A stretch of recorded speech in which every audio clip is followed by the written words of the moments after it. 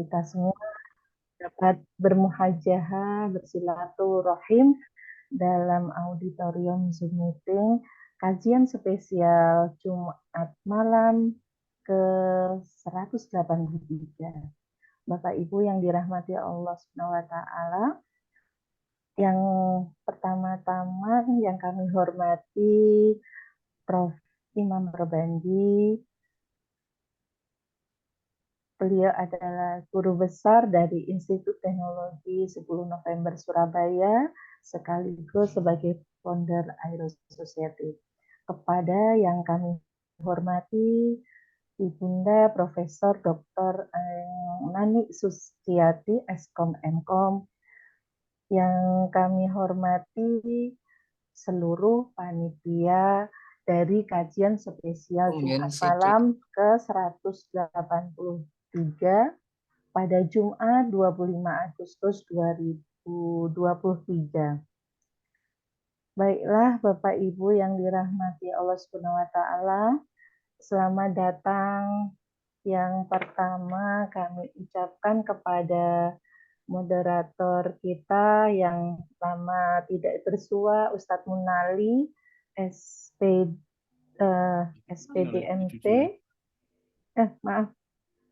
STMPD, Ustadz Munali, sehat nggih? Sehat Bun. Alhamdulillah. Kemudian yang satu rumah dengan Ustadz Munali, istri tercinta beliau yang merupakan kolaborasi cantik dari satu rumah Zoomkeeper kita, Bunda Sylvia Rahman. Bu Sunarti. Dalam. Saya dulu ya, saya dulu ini sudah diundang RT saya. Enak itu. Oh begitu ya Prof. Begini-pun Prof. Nanti kalau sudah dari sana balik lagi ke sini. Iya Prof Imam. Assalamualaikum warahmatullahi wabarakatuh, Bapak Ibu semua. Waalaikumsalam warahmatullahi wabarakatuh. Dari Sabang sampai Merauke yang dicintai Allah, yang selalu segar bugar, sehat, bahagia dan waras. Nah, semua hari ini kita bertemu di acara yang sangat spesial, Jumat yang sangat spesial KSJM, yang setiap Jumat itu selalu dirindukan ya, karena pengisinya adalah hebat-hebat semua. Dan ini luar biasa malam ini Prof. Nanik itu guru besar baru GRAS. Jadi kalau GRAS itu, kalau durian itu baru metik 2 hari 3 hari gitulah ya, masih enak-enaknya itu ya. Ini karena banyak pecinta durian ya, jadi nanti ilmunya masih jereng-jereng, masih menggelegar nanti. Nah, bidangnya adalah artificial intelligence atau kecerdasan artifisial. Artificial itu kalau dalam bahasa Indonesia pakai S ya. Kalau dibalik artificial intelligence itu pakai C ya, beda-beda ya. Nanti menulisnya agak beda. Ini adalah kecerdasan yang sekarang dimiliki oleh banyak orang. Mungkin ada beberapa yang belum paham, tapi suatu saat setiap individu di Indonesia akan memahami dengan baik tentang kecerdasan buatan ini atau kecerdasan artifisial. Dulu mengetahui ada signal atau tidak. Oh, ini ada signal itu di teknik elektro itu semester 8 itu praktikumnya itu. Analisis signal itu. Sekarang orang di kampung udah nggak perlu sekolah elektro, itu di daerah gunung-gunung, daerah Bandongan, Dieng, terus Poncokusumo, terus daerah mana Gunung Lawu itu orang tidak mengetahui sinyal udah langsung aja gak ono sinyal saiki. Artinya nggak perlu sekolah sulit-sulit di elektro ya. Ibu rumah tangga nggak pernah sekolah apa-apa, bakul kacang, bakul apa sudah tahu nggak ada signal. Hebat kan? Signal itu ilmu elektro. Coba tanya signal itu seperti apa, nggak bakalan dia tahu ya. Artinya apa? Ilmu yang sesulit apapun hari ini lama-lama akan menjadi milik bersama. Nah, ada switch on, switch off. Nah, keren kan? Ada lowbat. Lowbat, bayangkan. Orang Gondang Legi, Bu Munali kok tahu lowbat, kan nggak masuk akal. Padahal itu orang kampung. Lowbat itu kan ilmunya teknik elektro, power engineering itu. Nah, ini semua sekarang sudah milik bersama. Siapapun mengetahui tentang pertumbuhan teknologi. Nah, hari ini kecerdasan tiruan itu adalah kecerdasan yang mengambil dari sesuatu, diambil ke sesuatu. Namanya aja meniru. Ya, meniru. Nah, untuk apa? Untuk diaplikasikan untuk kemaslahatan manusia agar pekerjaan kita lebih lancar dan lebih teliti, menghasilkan sesuatu yang lebih sempurna. Itu pasti itu. Nah, malam ini Profesor Nanik adalah salah satu profesor yang membidangi tentang kecerdasan tiruan atau artificial itu. Nah, malam ini akan mengulik bacaan-bacaan lama, karakter-karakter lama. Pasti itu adalah bentuknya pattern, bentuknya adalah citra, ya, citra atau citra bahasa Jawa ya, jadi nggak bisa, tidak dapat dibahasa Indonesia kan, image, ya image, citra. Nah, setiap citra diidentifikasi, ya, maka setelah diidentifikasi diproses menghasilkan bunyi, menghasilkan bacaan. Nah, ini yang bacaan-bacaan begini melebihi orang biasa, ya. Misalnya besok suatu saat Profesor Nandi itu dibawa ke Borobudur, nah, itu ada di bawah itu ada tulisan yang ditatah-tatah itu yang nah, itu nanti dapat bunyi sendiri tuh. Misalnya di dekatnya Pak Munali kan ada Candi Jawar bukan itu, Candi Penataran itu di daerah Blitar tuh mana itu. Di dekatnya Mbak Sunati ada Candi Gedong Songo itu kan. Itu kan ada tulisannya, kita nggak ada. Nanti dengan teknologi yang Prof Nani kembangkan itu dapat membaca. Misalnya datang suatu saat ke daerah Candi Jago. Candi Jago itu di mana ya? Lupa saya. Nah, itu langsung baca pakai sensornya itu. Sawijining dino ono sawijining raja ingkang kasebut ana ing kitab Sutasoma ginelar Baginda Raja Sri Baginda Maharaja. Nah, itu tinggal teng teng teng teng teng teng teng teng teng teng teng teng teng teng, dan kita tidak perlu mengenal itu, dan langsung keluar terjemahannya dalam bahasa Indonesia atau bahasa Inggris. Nah, itu akan menjadi nilai-nilai historis sebuah ilmu atau banyak ilmu yang dapat ditelaah oleh anak-anak muda sekarang ini. Barangkali itu untuk memanasi saja. Jadi bukan hanya saja nanti suatu saat juga Prof Nanik ya, Prof Nanik itu seingat saya lulusan Hiroshima atau mana ya. Saya juga belum membaca riwayat hidupnya ya Pak, detail-detail. Nanti diulik sendiri aja. Prof Nanik nanti suatu saat diberi PR, Pak Munali jadi bagaimana pencitraan atau imaging ya, imaging itu menaksir duren tidak meleset. Misalnya yang ini durennya musangking, yang ini blackthorn, yang ini, tetapi tidak meleset. Nah, itu nanti perlu diuji coba randomnya. Tapi saya percaya yang dikerjakan oleh Prof Nanik itu semakin hari semakin sempurna. Misalnya suatu saat ada 100 tulisan, ya, 100 tulisan yang meleset 80. Nanti tahun depannya sudah lagi yang meleset sudah tinggal sedikit lah, tinggal 20 dan lain-lain. Pasti akan ada. Karena sifatnya membaca atau mengenal adalah pasti ada semakin sempurna, semakin sempurna, semakin sempurna. Barangkali itu untuk memancing dari saya. Semoga malam ini penuh dengan gembira. Jadi Prof Nanik yang ada di sini adalah orang-orang hebat. Ini dari Sabang sampai Merauke. Jadi hari Jumat ini selalu ditunggu oleh beliau-beliau ini, yang perempuan atau yang laki-laki, yang ibu-ibu, yang bapak-bapak, yang gentle and woman ini semua hadir. Ini pukul sore tadi pukul 3 ini sudah mandi, ini sudah bedak-bedak disiapkan, yang masih bedaknya ini ya pergi cepat ke warung kopi atau apa begitu untuk persiapan malam hari ini, karena menunggu Prof Nanik akan berbicara hal yang sangat spektakuler. Yang terakhir, jaga semangat Bapak Ibu semua untuk mencari ilmu. Mungkin ilmu itu bukan untuk diri kita, ya, dapat juga nanti ilmu itu akan menyebar ke anak kita, cucu kita, keponakan dan lain-lain, tetangga-tetangga itu, dan ibu bapak dapat menularkan secara baik. Yang terakhir jaga kesehatan pada saat kita menghadapi situasi yang seperti ini, siang hari kerja capek, ya, tentu di hari Jumat, ya, di hari yang yang penuh berkah ini, di malam harinya kita menyongsong untuk mencari ilmu, menimba ilmu dari seorang yang sangat pandai, sangat terpelajar, terdidik, Profesor Nanik dari ITS. Saya rasa itu, dan terima kasih semua yang malam hari ini, Bu Madu Marlina dan kawan-kawan, Mbak Sunarti, Bu Retno, Mbak Sylvia, terus ini Bu Endang, Aas, dan semua yang tidak saya sebut, karena ini semua gotong royong.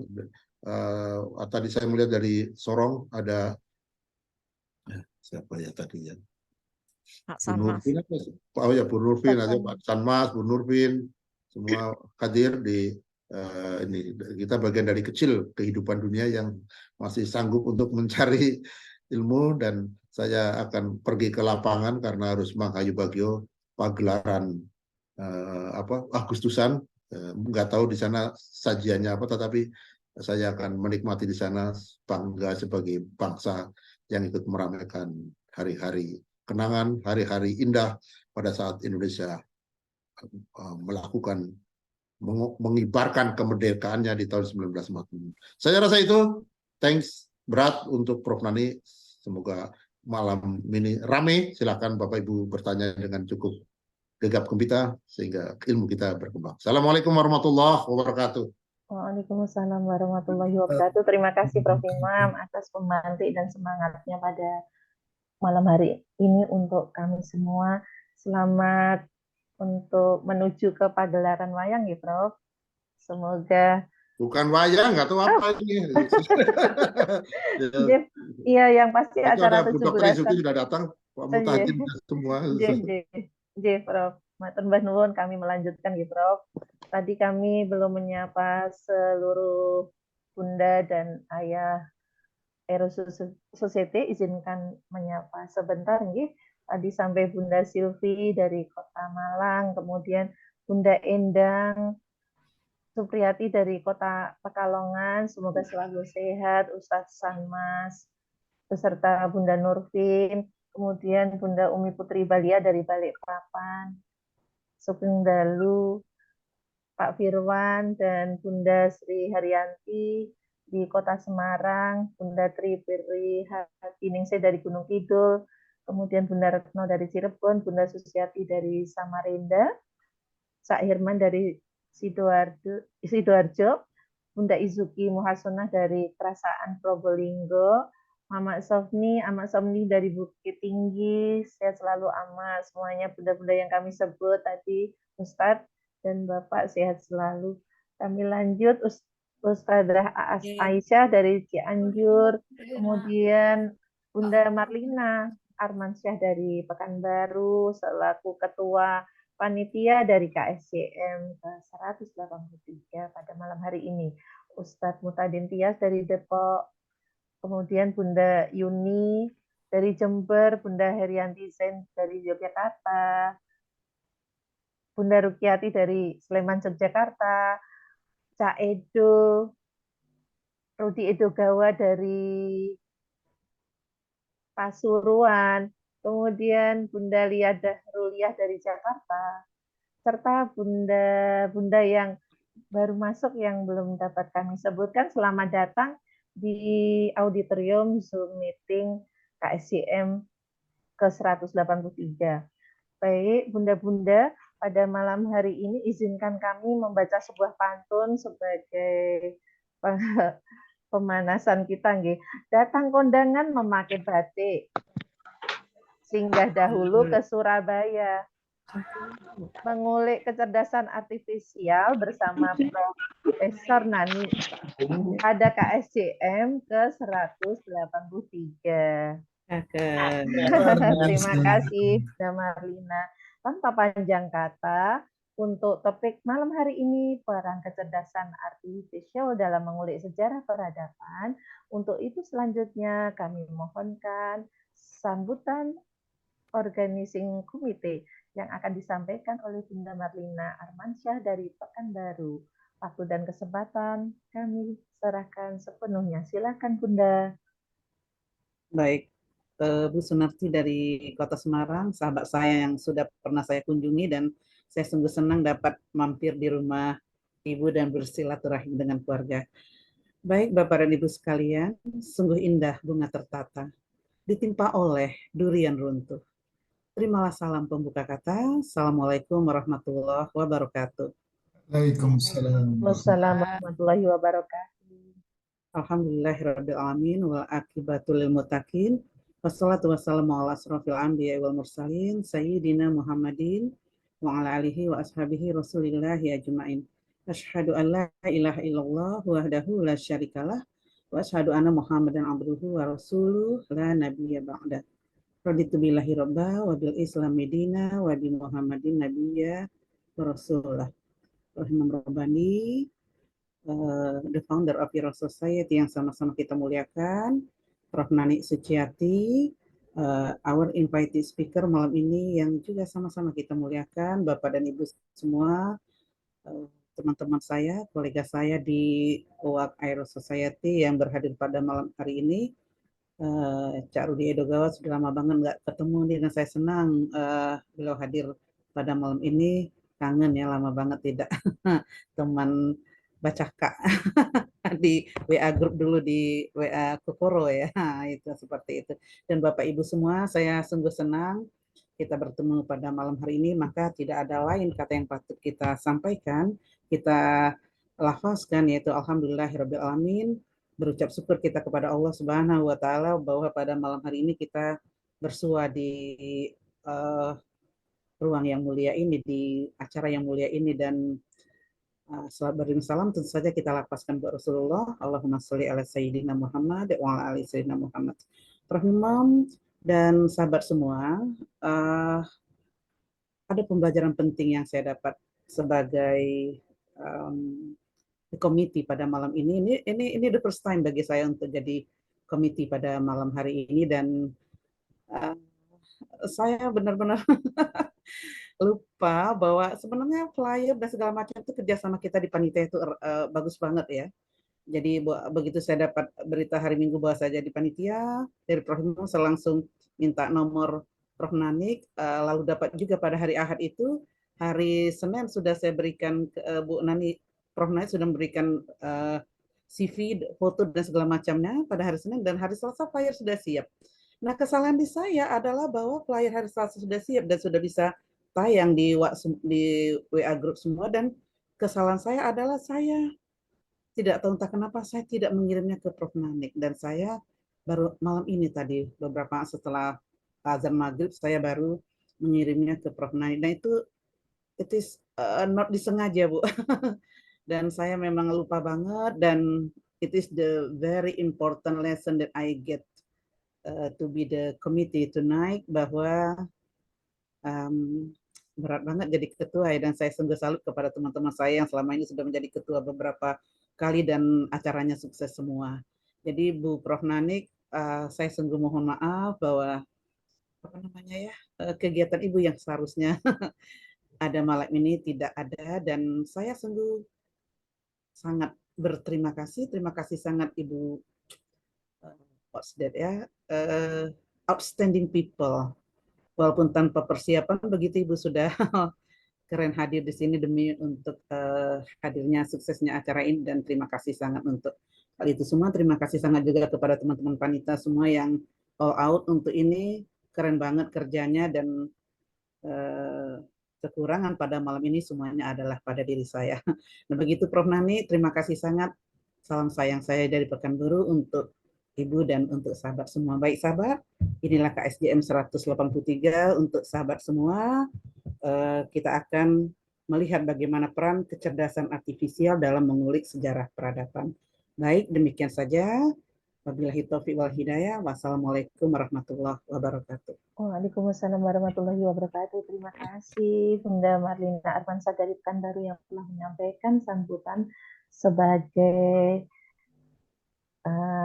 Ketua Panitia OSI.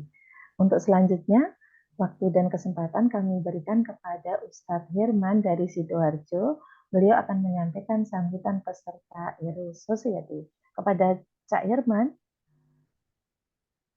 Cak Hirman, silakan, waktu dan kesempatan kami berikan sepenuhnya. Baik, terima kasih Bunda Sunarti.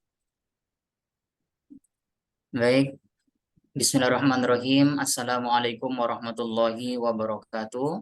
Waalaikumsalam warahmatullahi wabarakatuh. Selamat malam Bapak Ibu semuanya di malam yang berbahagia ini. Alhamdulillahirrabbilalamin, atas izin Allah kita masih diberikan kesempatan, kesehatan lahir batin, sehingga kita dapat mengikuti kegiatan KSJM pada malam hari ini. Baik, Bapak Ibu yang dirahmati Allah, marilah kita senantiasa untuk bersyukur kepada Allah, untuk memanjatkan puja dan puji syukur kita kehadirat Allah Subhanahu wa taala dengan mengucapkan alhamdulillahirabbil alamin, karena berkat limpahan rahmatnya serta hidayahnya sehingga kita dapat melaksanakan kegiatan pada malam hari ini. Salawat teriring salam mari kita haturkan kepada baginda Nabi besar Muhammad sallallahu alaihi wasallam, karena berkat perjuangan beliaulah kita dapat mengenal yang namanya iman, Islam, dan ihsan di dalam kehidupan yang fana ini. Baik Bapak Ibu yang dirahmati Allah, kami mewakili teman-teman peserta pada malam hari ini dari Sabang sampai Merauke. Alhamdulillah kegiatan di Aero Society ini sangat luar biasa, bahwa Aero Society ini merupakan kampus peradaban yang membentuk orang-orang hebat dari berbagai kalangan yang ada di dalamnya, sehingga mendapatkan banyak pengetahuan dari berbagai disiplin ilmu. Itulah Aero Society. Dari berbagai aspek keilmuan kita banyak belajar di Aero Society ini, mulai dari hal-hal yang kecil hingga hal-hal yang besar. Ini merupakan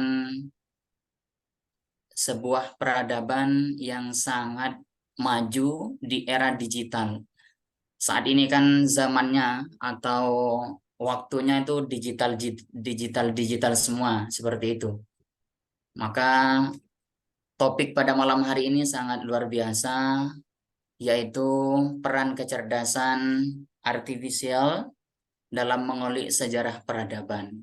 Ini kalau dijadikan sebuah judul tesis atau disertasi sangat bagus. Seperti itu. Baik Bapak Ibu yang dirahmati Allah, mari kita nikmati pembelajaran kita pada malam hari ini. Semoga kita mendapatkan banyak ilmu yang mana sebelumnya mungkin kita belum dapat menahu apa itu kecerdasan artifisial dan lain sebagainya. Sekarang ini sudah menjadi topik trending di berbagai media atau keilmuan yang ada baik di kampus, sekolah, dan lain sebagainya. Sehingga ini akan menjadi ilmu baru bagi kita untuk dapat kita kembangkan di lembaga kita masing-masing, baik di sekolah maupun di instansi lainnya, untuk dijadikan sebagai ilmu baru bagi kita yang dapat kita kembangkan dan dapat memberikan manfaat kepada generasi ke generasi kita yang akan datang. Baik, mungkin itu aja yang dapat kami sampaikan selaku perwakilan dari peserta KSJM pada malam hari ini. Kurang dan lebihnya kami mohon maaf. Yang benar datangnya dari Allah, yang salah datangnya dari saya pribadi. Mari kita belajar bersama-sama pada malam hari ini untuk mengambil banyak ilmu pengetahuan yang belum kita ketahui sebelumnya, sehingga kita dapat mengaplikasikan ilmu yang kita dapat dalam setiap KSJM ini menjadi banyak bermanfaat dan kualitas keilmuan kita pun bertambah. Baik, terima kasih. Kami akhiri. Wassalamualaikum warahmatullahi wabarakatuh. Waalaikumsalam warahmatullahi wabarakatuh. Terima kasih Ustadz Herman dari Sidoarjo yang telah menyampaikan sambutan Baik, selaku peserta. sama-sama. Kami juga mengaturkan terima kasih kepada Teh Aas Aisyah yang telah membuat flyer KSJM ke-183 yang sangat cantik dan menarik serta artistik. Kemudian kami juga mengucapkan kepada kontak person Ustadz Imam Romzan dari Kebumen, Bapak Aris Nasution dari Nganjuk, Teh Aas Aisyah dari Cianjur, Bunda Rahma Mustikawati dari Metro Lampung, kemudian Bunda Yuni Fatmawati dari Jember, serta Ustadz Bambang Sugiharto dari Lamongan. Kami sangat berterima kasih kepada sahabat-sahabat hebat selaku panitia KSJM pada malam hari ini. Untuk itu, kami akan melanjutkan bahwa setelah sambutan, waktu sepenuhnya nanti akan kami serahkan kepada Ustadz Munali. Ustadz Munali selaku moderator pada acara malam hari ini. Ustadz Munali STMPD, beliau adalah Prinsipal SMK Muhammadiyah 7 Gondang Legi Malang. Kepada Ustadz Munali, waktu dan kesempatan disilakan.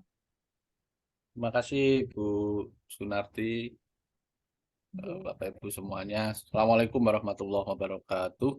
Waalaikumsalam warahmatullahi wabarakatuh. yang kita hormati bersama. Wabil khusus ini ada Prof.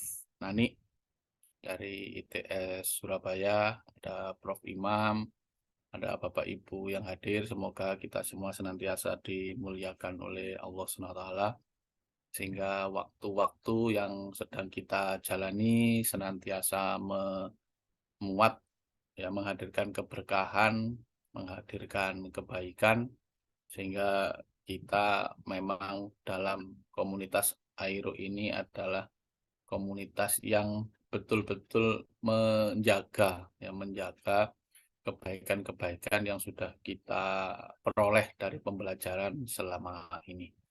Salawat dan salam mudah-mudahan tetap tercurah pada Nabi Muhammad SAW.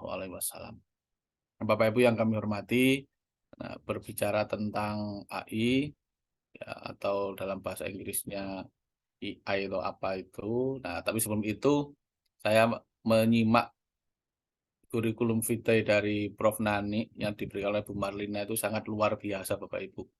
Saya hampir tidak dapat membayangkan beliau ini sudah guru besar, tetapi masih mengikuti pelatihan dan menjadi peserta. Ini yang luar biasa sekali.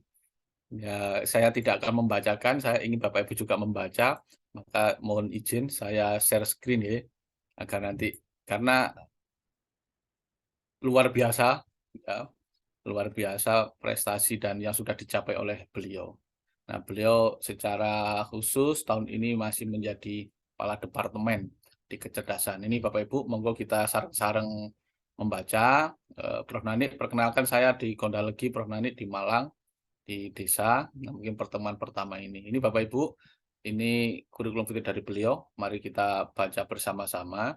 Jadi S1 beliau di ITS, kemudian S2 beliau di Universitas Indonesia, dan S3 beliau di Hiroshima University. Semuanya terkait dengan komputer, komputasi. Jadi kalau bicara AI berarti memang betul-betul sudah menjadi pakar beliau. Nah, kemudian ini juga kita lihat judul-judulnya dari penelitian beliau. Ya, jadi monggo kita sama-sama membayangkan ya bagaimana kesibukan beliau. Ya, ini kemudian pengalaman kerjanya ini mulai dari tahun 2023 menjadi sekretaris jurusan Teknik Informatika hingga saat ini sebagai laboratorium komputasi cerdas dan visi. Ini juga luar biasa.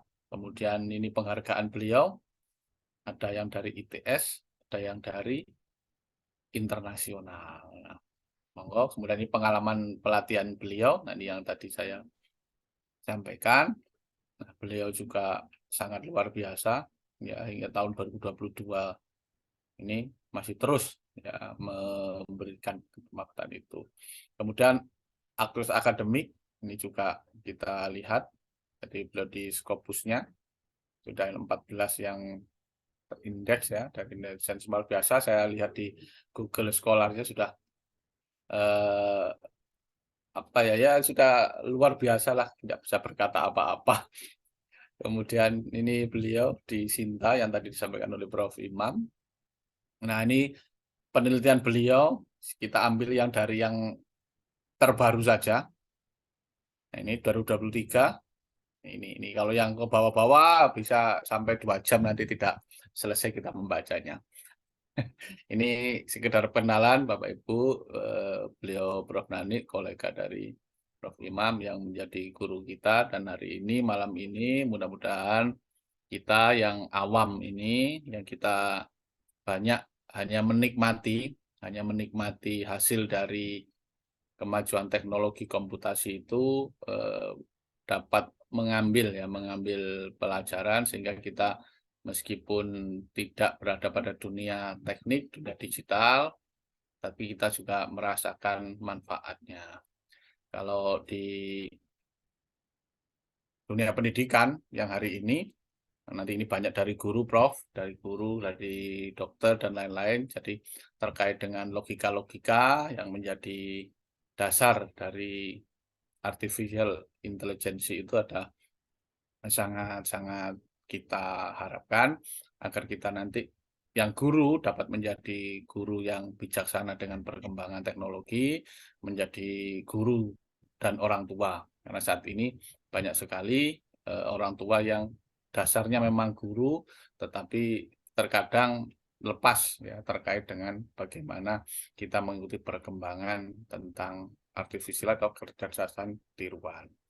Oleh karena itu, ada waktu 45 menit Prof. Nani untuk menyampaikan materi, kemudian nanti kita sambung dengan diskusi, pasti akan ada tanya jawab. Ya, monggo Bapak Ibu mulai mencari referensi, kira-kira nanti yang ingin ditanyakan kepada beliau ini apa. Ya, kalau tadi sahabat Prof. menyampaikan, kecerdasan itu tidak hanya berdasarkan temuan, tapi karena pengalaman-pengalaman. Jadi banyak sekali yang memang kecerdasan itu hadir dari dinamika, dari temuan-temuan yang berlangsung secara terus-menerus, tetapi dari sisi periodik atau dari sisi timingnya itu kok selalu sama. Nah, itu yang mungkin nanti dapat kita coba gali informasi dan pengetahuan.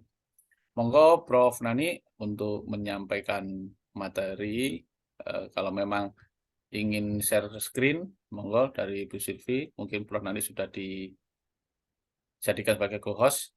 Kami persilakan waktu untuk paparannya, maksimalnya 45 Prof. Nanti kalau tanya jawab, nah mudah-mudahan nanti Bapak Ibu sudah menyiapkan pertanyaannya, nah, agar nanti kita lebih gayeng lagi seperti biasanya. Monggo Prof. Kami persilakan. Terima kasih Bapak Munali. Baik, bismillahirrahmanirrahim. Assalamualaikum warahmatullahi wabarakatuh. Waalaikumsalam warahmatullahi wabarakatuh. Selamat malam Bapak Ibu semuanya.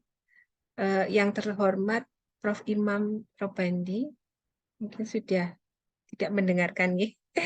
Juga yang terhormat Pak Herman, tadi Pak Munali, Bu Sunarti, Bu Marlina, dan Bapak Ibu semuanya ya, yang hadir pada malam hari ini. Untuk Bu Marlina, tidak apa-apa Bu, mungkin memang sudah sudah jalannya harus begitu ya, harus memang persiapannya harus pada saat mendekati acara gitu ya. Tapi alhamdulillah akhirnya bisa juga ya Bu untuk saya bisa hadir di sini gitu. Terus tadi Pak Herman juga menyampaikan kurikulum vitae ya, ada banyak. Mungkin itu sebenarnya ya standar gitu kalau dengan teman-teman lain sesama dosen yang ngajarnya itu sudah lama seperti saya. Jadi saya itu ngajar sejak tahun 1994, jadi sudah berapa tahun ya? Hampir 30 tahun lebih ya? 994. Berapa itu, Bu? Ya, sudah lama. Jadi karena kan setiap semester itu kita ada kewajiban yang nanti itu dihitung, menentukan nanti apakah kita bisa dapat sertifikasi ya atau tidak gitu ya. Jadi kita mau tidak mau harus mengajar, harus juga melakukan penelitian, harus juga melakukan pengabdian masyarakat. Dan kalau misalnya kita sebagai pengajar misalnya masih S1, kita dituntut untuk harus S2, harus S3. Jadi memang daftar tadi ya memang dari akumulasi yang sudah kita lakukan selama beberapa tahun mengajar di ITS gitu ya. Oke, dan mungkin saya share screen aja nggih Bapak Ibu ya.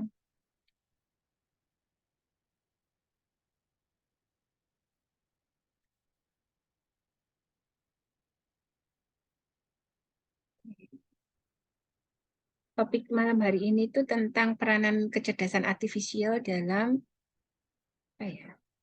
sejarah peradaban, begitu nggih Bapak Ibu ya? Menulis sejarah peradaban. Nggih, maaf.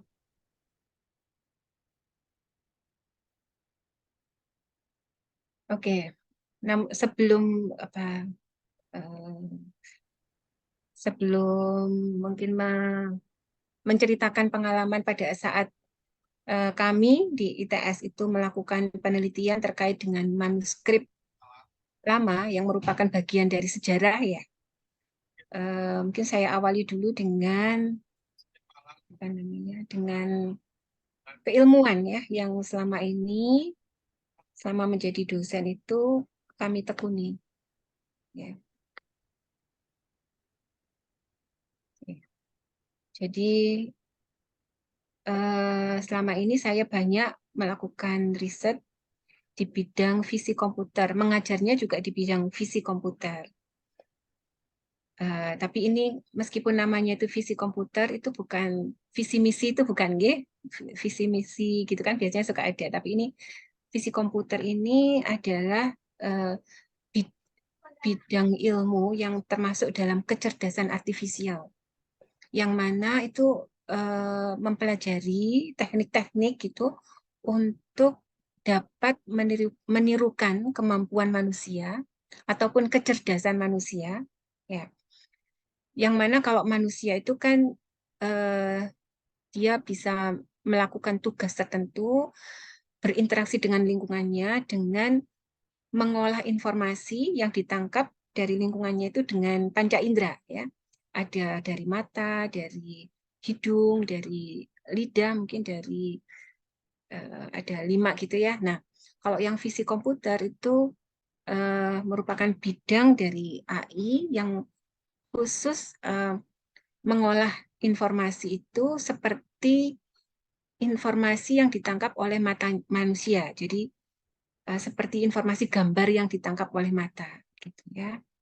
Jadi contoh-contoh kecerdasan manusia yang ingin ditiru, misalnya yang sederhana, kita mungkin kalau tadi saya ada Ibu Sunarti ya, oh Bu Sunarti itu wajahnya seperti ini gitu ya. Jadi meskipun hanya sebentar bertemu, mungkin kalau ketemu lagi itu saya bisa ingat, oh itu Bu Sunarti. Nah, atau ada Pak Munali, ada Pak Herman begitu ya. Pak Herman ya tadi. Ya. Nah, itu bisa tahu gitu ya. Nah, bagaimana itu kita komputer itu bisa menirukan kemampuan manusia yang seperti itu. Nah, itu yang kami pelajari. Ada banyak teknik untuk bisa menirukan ya kemampuan manusia. Dari mulai yang paling sederhana seperti tadi mengenali orang, identitas orang itu kan melihat dari wajahnya kita tahu oh ini Ibu A, Bapak B begitu. Itu sampai kemudian mungkin yang apa namanya itu bisa membuat deskripsi otomatis dari satu gambar. Jadi kalau misalnya kita melihat sekeliling kita gitu, kita berada di stasiun misalnya, kita bisa lihat oh ini suasananya sedang ramai sore hari, ada kereta yang bersiap untuk berangkat. Oh di toko itu ada orang yang sedang beli gitu. Nah itu kan kita dengan mudah itu bisa memahami lingkungan kita itu berdasarkan informasi yang visual yang ditangkap oleh mata kita. Nah, itu juga salah satu yang ingin ditiru ya. Jadi bagaimana bisa membuat deskripsi dari satu gambar. Misalnya gambar yang di bawah ini itu ada orang sedang bermain gitar gitu. Nah, jadi komputer itu harus bisa memberikan deskripsi otomatis ya. Kalau diberikan gambar seperti ini, oh ini ada orang berkaus hitam, bercelana coklat sedang bermain gitar gitu ya. Nah, kira-kira seperti itu. Apa yang kami pelajari ya terkait visi komputer ya. Kemudian ini mungkin kita lewati. Nah, jadi ada beberapa penelitian ya yang kami lakukan dengan sesama dengan kolega, Bapak Ibu dosen, juga dengan mahasiswa, baik itu mahasiswa S1, mahasiswa S2, maupun mahasiswa S3. Ya. Jadi kalau di bidang kesehatan, ini yang pernah dan sedang kita lakukan, ya. Ini ada misalnya kita menganalisis foto gigi, gitu ya. Jadi karena kan informasi visual seperti yang ditangkap manusia ya. Kalau di komputer itu berarti matanya itu kamera gitu ya. Dan kamera itu bisa digunakan untuk memotret data yang kita ingin analisis. Nah, contohnya seperti ini data gigi. Nah, karena kita menggunakan kamera tertentu yang mungkin kalau gigi itu mata manusia kan tidak bisa melihat gigi yang ada di dalamnya mulut ya. Tapi dengan kamera tertentu yang pakai sinar X gitu, itu bisa menembus di dalamnya mulut sehingga bisa kelihatan tulang yang ada di dalam mulut ya, tulang-tulang gigi. Nah, itu bisa dilakukan analisis untuk bisa, misalnya kalau di sini yang dilakukan untuk membantu perencanaan implan gigi. Atau mungkin juga di sini ini adalah foto dari rahim yang dapat dianalisis untuk memprediksi tingkat perkembangan janin. Ya. Kemudian terkait dengan pertanian dan perikanan, kita mungkin bisa membuat semacam alat gitu, yang alatnya itu bisa diletakkan di handphone sehingga bisa dipakai siapa saja, karena zaman sekarang kan hampir semua orang bawa handphone. Itu misalnya untuk mengetahui misalnya jenis-jenis ikan gitu ya. Nah, dan tingkat kesegarannya itu bisa menggunakan aplikasi ini yang ada di handphone. Misalnya pada saat jalan ke pasar ingin tahu ini tingkat kesegarannya seperti apa, bisa difoto, kemudian programnya akan melakukan analisis untuk mengetahui atau memprediksi ya jenis ikan maupun tingkat kesegarannya. Demikian juga untuk penyakit ya.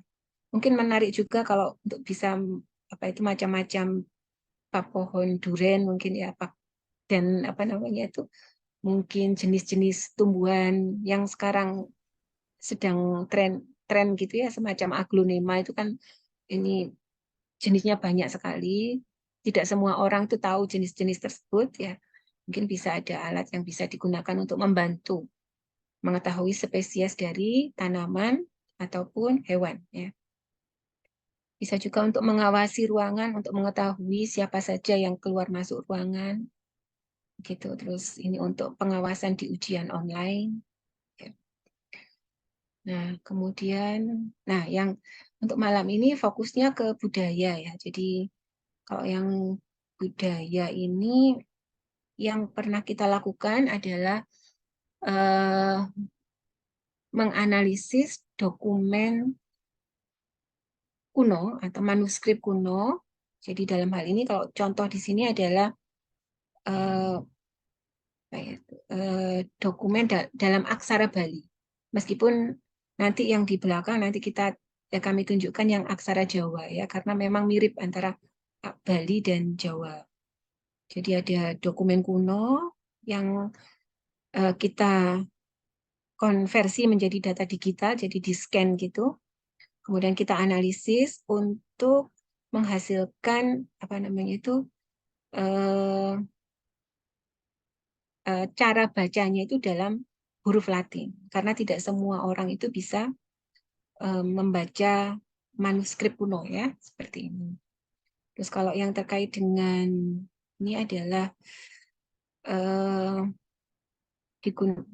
ini satu aplikasi ya yang ada di mobile, itu digunakan untuk pembelajaran menulis huruf hijaiyah. Jadi selama ini tuh kan sebenarnya sudah ada aplikasi itu untuk membantu pembelajaran menulis huruf hijaiyah. Jadi namun dari yang ada itu belum ada yang memberikan evaluasi. Jadi kalau sudah belajar, ini usernya ini apakah sudah bisa atau sudah menguasai atau belum. Nah, itu belum ada. Jadi yang kami buat di sini selain memberikan panduan untuk belajar ya, jadi ada praktek gitu langsung menulis. Kemudian ada juga modul evaluasi untuk mengetahui apakah user itu sudah bisa atau masih belum, masih harus berlatih lagi. Gitu, ya. Nah, kemudian juga untuk ini difabel ya, jadi ada penelitian untuk mengenali bahasa isyarat. Gitu, ya. Terus ini juga, nah ini ada juga alat yang bisa kita gunakan untuk ini menghitung rumus matematika yang ditulis tangan. Biasanya kalau pakai kalkulator itu kan misalnya ada penjumlahan berapa gitu, ini kita masukkan kan 6.000 kali 2 ditambah berapa gitu. Nah, kalau yang ini mungkin misalnya kita sudah ada rumus yang ditulis di kertas gitu, kita tinggal foto, kemudian akan dilakukan perhitungan secara otomatis. Nah, itu beberapa yang sudah kami lakukan, mungkin bisa memberikan gambaran tentang apa itu visi komputer gitu nggih, Bapak Ibu nggih. Nah, nun sewu ini Bapak Ibu, apakah nggih, suara saya jelas atau bagaimana nggih? Sangat jelas, Prof. Oh, jelas nggih. Hmm. Atau biar ndak satu arah, monggo kalau misalnya bisa langsung ini gitu ya. Nah, itu bisa langsung disela kalau misalnya ada pertanyaan. Begitukah Bapak Munali? Atau Monggo. nanti Nggak aja. apa-apa, lanjut dulu Prof, nanti pertanyaan jawab. Oke. Khawatir nanti Bapak Ibu ngantuk gitu. Kalau mendengarkan aja. Nggih. Baik. Nggih, nah ini yang terkait sejarah. Karena ini sejarah ini apa namanya? Kami melakukan analisis terhadap manuskrip Jawa kuno, ya.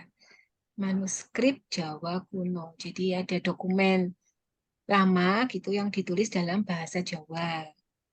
Nah, itu ya. Jadi kalau dokumen-dokumen kuno itu biasanya kan ada berisi catatan-catatan pada zaman dulu gitu ya, yang mungkin ada yang bisa berguna gitu untuk kehidupan kita sekarang ya. Nah, dan apa itu? Oke, mungkin ini dulu aja. Jadi yang kita lakukan di manuskrip Jawa kuno ini adalah melakukan transliterasi ya. Jadi dokumennya itu kan tertulis dalam huruf Jawa tulisan tangan. Nah, itu akan kita konversi ke dalam apa namanya? Huruf Latin begitu ya. Tapi belum terjemahan ya, tapi masih alih aksara gitu ya. Nah, jadi saat ini itu kurang lebih ada sekitar 121 ribuan gitu judul manuskrip kuno, yang mana dari ini tuh hanya sekitar 19.000 saja yang sudah didigitalkan. Dan dari 19.000 itu ada 2.500 yang sudah dialih aksarakan. Oke, nah kenapa perlu ada proses digitalisasi? Ini karena kalau dokumen kuno dalam bentuk aslinya itu kan kemungkinan untuk rusak atau robek atau mengkerut atau apa gitu ya, atau tulisannya pudar itu kan lebih tinggi ya, karena ada pengaruh usia, terus cuaca juga gitu ya. Nah, itu kalau misalnya bisa dikonversi menjadi data digital, itu harapannya menjadi lebih aman gitu ya. Dan juga dengan diubah menjadi data digital itu memungkinkan apa istilahnya itu, recovery, maksudnya itu dokumen yang rusak, yang ada tulisan yang pudar itu bisa diperbaiki gitu ya dengan teknik pengolahan citra. Oke, terus nah dari 2.500 manuskrip kuno yang sudah dilakukan alih aksara ini kan memang masih relatif sedikit ya, sehingga mungkin perlu satu alat gitu yang bisa mempercepat proses alih aksara gitu ya. Dan ini penelitian ini dilakukan untuk supaya bisa lebih cepat gitu melakukan alih aksara.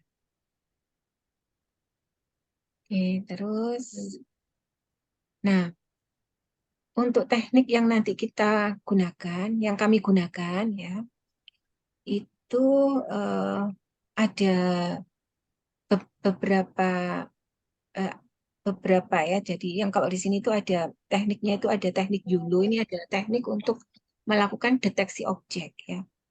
Jadi di dalam dokumen tadi itu nanti akan dideteksi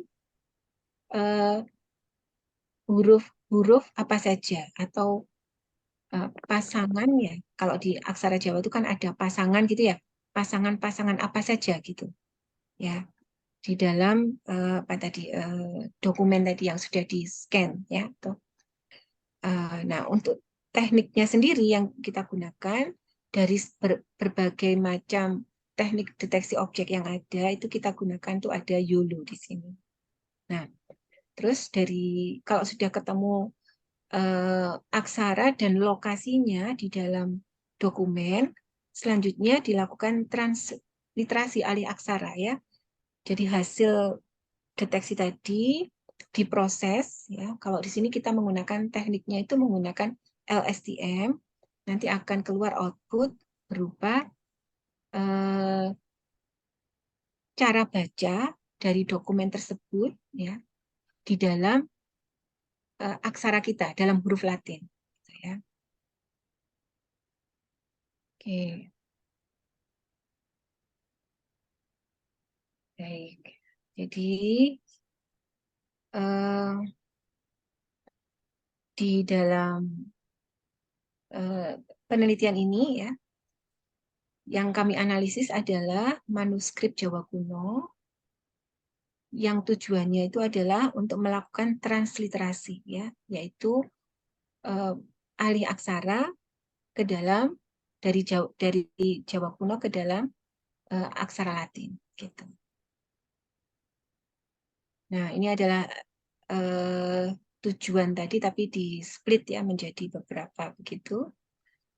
Jadi yang perlu dilakukan memang kalau membuat istilahnya ini aplikasi begitulah ya, atau alat bantu berbasis komputer begitu. Nah, ini adalah standar yang kita lakukan biasanya adalah menyediakan datasetnya, karena komputer itu cara menjadikan dia itu pintar seperti kita itu dia diajari berdasarkan contoh. Ya. Jadi kita perlu mengumpulkan dataset, ya, kumpulan data yang nanti kita jadikan sebagai contoh untuk mengajari komputer. Jadi nanti diberitahu komputernya bahwa di dalam contoh gambar seperti ini, ya, contoh dokumen kuno tadi dalam aksara Jawa, kalau ada dokumen seperti ini tuh, ini loh ya huruf ho, itu ini huruf ho di sini, lokasinya di sebelah pojok atas tuh ho. Berikutnya sampingnya misalnya no, berikutnya lagi misalnya huruf yang lain, itu kita beri contoh. Nah itu oleh karena itu kita perlu mengumpulkan dataset dengan jumlah yang banyak gitu ya, untuk nanti digunakan untuk mengajari komputer. Terus nomor 2 di sini, nah terus kalau mengajari komputer itu kan ada banyak caranya. Nah ada banyak teknik gitu ya. Nah khusus untuk terkait deteksi objek atau deteksi aksara itu ada berbagai teknik yang kita bisa gunakan. Di sini yang kita pilih adalah menggunakan YOLO ya. Terus setelah itu kita pengen komputernya itu bisa menghasilkan alih aksaranya itu ya secara otomatis. Nah, berarti kita perlu teknik untuk konversi ya dari input berupa hasil deteksi ke dalam cara bacanya. Nah, dari sekian banyak teknik itu kita gunakan LSTM, meskipun nanti di dalam penelitian ini digunakan teknik-teknik yang lain. Namun karena kebetulan yang memiliki kinerja paling bagus itu LSTM, maka yang ditulis di sini itu LSTM. Oke. Nah, kira-kira seperti ini alurnya, Bapak Ibu. Ya, jadi kita itu mendapatkan dulu foto atau hasil scan dari manuskrip Jawa kuno, ya. Nah, karena mungkin jumlah data yang kita kumpulkan sedikit, ya, mungkin kita perlu memperbanyak. Jadi ini adalah proses untuk memperbanyak jumlah data, karena kalau komputer itu belajar dengan contoh, maka semakin banyak contohnya harusnya komputer akan semakin pintar. Nah, ini jadi dari dataset itu kita perbanyak, kemudian kita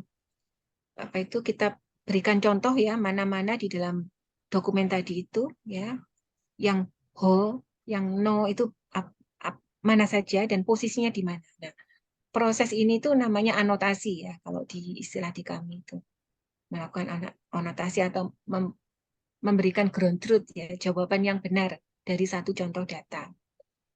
Kemudian dari situ kita lakukan proses pembelajaran atau proses latihan ya. Ini nantinya untuk membangun model deteksi ya. Kemudian kalau sudah dapat model deteksi, nanti model deteksi itu yang sudah dilatih tadi akan bisa mengenali atau mendeteksi aksara-aksara Jawa apa saja yang ada di dalam input scan atau foto manuskrip Jawa yang diberikan. Ya, jadi itu apa saja aksaranya dan posisinya itu di mana. Nah, ini di sini. Nah, kalau sudah di sini, misalnya ini proses ini berulang-ulang sampai kita dapatkan model deteksi itu yang memiliki kinerja yang bagus, ya. Nah, kalau sudah cukup bagus, artinya apa? Kalau bagus itu berarti kalau kita berikan input berupa scan atau foto dari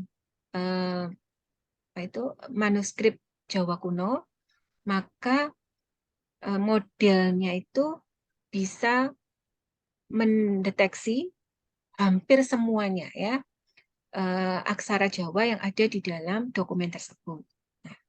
Nah, itu kalau sudah bagus ya, maka kita gunakan ke proses selanjutnya. Karena kalau kurang bagus di sini, karena ini prosesnya itu berurutan atau sekuensial gitu istilahnya. Jadi deteksi dulu, baru kemudian ditransliterasi. Nah, kalau di sini tidak bagus, maka otomatis yang transliterasi itu juga tidak bisa bagus ya. Makanya diupayakan ini bagus gitu ya. Oke, nah sesudah itu ya hasil deteksi itu kan jadi dari dokumen itu sudah ketemu nih di sebelah sana ini ada ho, berikutnya ada no, ada apa itu gitu ya. Nah selanjutnya ini akan kita masukkan sebagai input nantinya itu untuk membentuk model transliterasi ya. Jadi cara baca.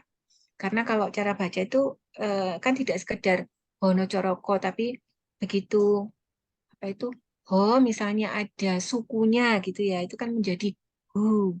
Terus kalau ada apa gitu, itu menjadi hong gitu kan ya. Jadi itu proses itu ada di dalam transliterasi ini ya.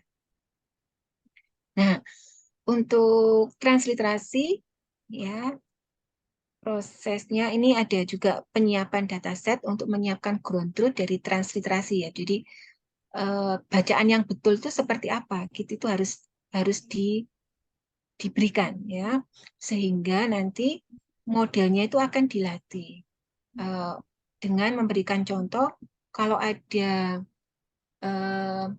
aksara Jawa beserta posisinya itu seperti ini ya di dalam satu dokumen, maka nanti cara bacanya adalah ini gitu ya. Jadi di sini modelnya itu akan dilatih berdasarkan contoh-contoh tadi. Nah, ini dengan menggunakan LSTM, ini juga prosesnya itu berulang sampai kita menemukan model yang memiliki kinerja bagus, ya. Nah, kenapa harus diulang-ulang? Karena di sini itu ada beberapa apa ya, mungkin ada setting parameter yang harus disesuaikan dengan dicocokkan gitu ya dengan data kita. Kemudian ada proses apa namanya penambahan data seperti augmentasi gitu ya, supaya modelnya itu lebih baik, sehingga ini prosesnya berulang di sini. Nah, terakhir akan didapatkan, kalau sudah dapat model yang bagus, nah ini adalah di output transliterasi yang harapannya itu kalau dibandingkan dengan ground truth atau kunci jawaban atau cara baca dari ahlinya itu sudah mendekati gitu. Nah, tentu saja untuk membangun model seperti ini itu kalau kita terbiasa dengan teknik-teknik di sini, misalnya teknik deteksi objeknya, teknik transliterasinya itu terbiasa, tapi terkait kontennya ya, terkait dokumennya sendiri, itu cara bacanya bagaimana, itu kita membutuhkan ahli di bidang itu. Jadi sehingga kalau untuk membangun ini kita tidak bisa sendiri, jadi harus ada pakar yang dilibatkan ya, terutama untuk kalau di sini tadi penentuan apa itu aksaranya, kemudian kalau di sini tuh bagaimana cara bacanya. Oke. Nah, berikut ini adalah contoh ya. Ini ada yang kita gunakan adalah manuskrip serat Sewaka gitu ya. Ini bacanya Sewaka atau Sewoko gitu ya. Nah, ini kita ambil 60 citra. Jadi di pusat Perpustakaan Pusat Nasional, Perpusnas itu sudah ada data digital dari manuskrip kuno. Belum seluruhnya, karena tadi kan kita punya 121.000 lebih gitu manuskrip kuno, baru 19.000 yang dilakukan digitasi. Nah, ini adalah salah satu data digital yang ada di Perpusnas ya yang kita gunakan. Nah, ini kita gunakan 60 citra. Ini data aslinya seperti ini. Nah, inputnya itu nanti ini, nah outputnya adalah cara baca dari dokumen ini itu seperti apa. Begitu ya.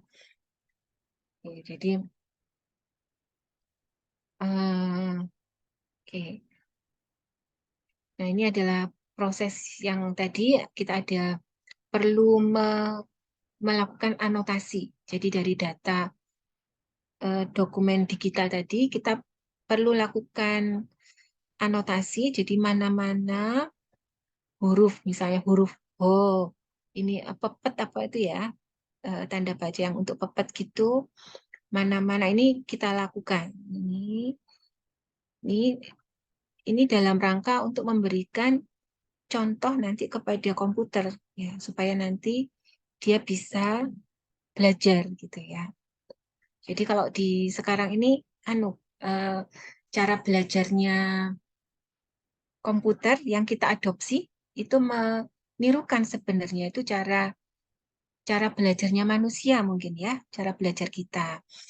Misalnya kalau kita kecil ya, dulu itu kan kita mungkin tiba-tiba itu tahu aja gitu, ini adalah buah apel, ini buah jeruk gitu ya. Apa namanya itu tanpa mungkin diberitahu secara detail ya. Kalau misalnya ini ya, pada saat kita kecil ya, misalnya buah apel itu bentuknya bulat, ada merah-merahnya kadang-kadang, tapi kalau ada juga yang hijau kalau masih mentah. Terus seperti itu. Ada ciri-ciri yang kita jelaskan gitu. Ya. Kan kita tidak belajar seperti itu mestinya ya kalau pada saat kecil ya. Kita mungkin pada saat di dapur gitu itu makan apel gitu kan. Oh, tahu, oh itu apel. Berikutnya lagi ada ditahu itu makan apel loh, apelnya kok beda, kemarin hijau sekarang merah gitu ya. Tapi itu juga apel. Jadi berdasarkan contoh. Jadi itu juga yang diadopsi ya oleh komputer. Jadi diajari komputer itu berdasarkan contoh-contoh gitu. Gitu ya. Ini tadi anotasi. Oke, kemudian nah untuk memperbanyak